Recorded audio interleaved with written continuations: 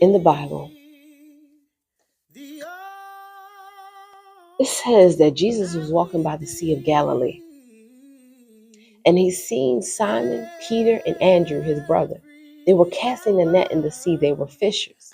And he said unto them, follow me, and I will make you fishers of men. And they straightway left their nets and followed him. And then he seen James, John, and his father in a ship, and mending their nets, and he called to them. And they immediately left the ship and their father and followed him. They immediately left the ship and their father and followed him.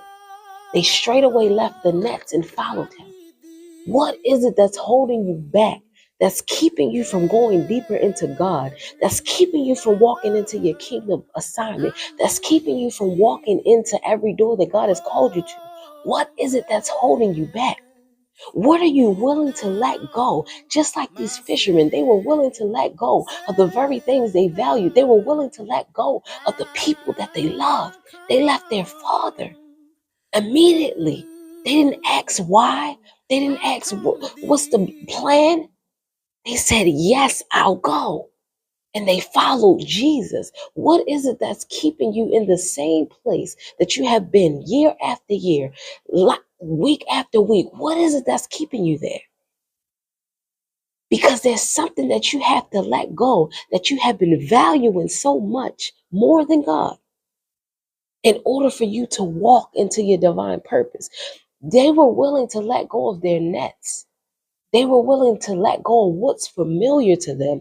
And you got to get to the point that you're willing to let go of what's familiar. Because just because it's familiar doesn't mean it's God.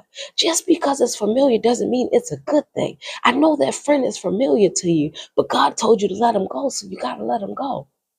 I know that job is familiar to you, but God told you to let it go, so you got to let it go. What is it that you're holding on to that's familiar that God is telling you to release?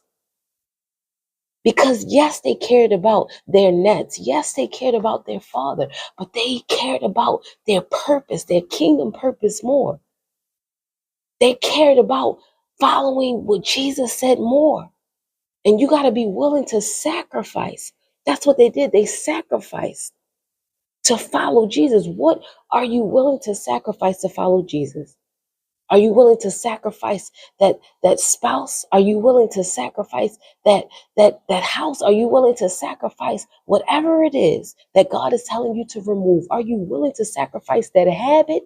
What is it?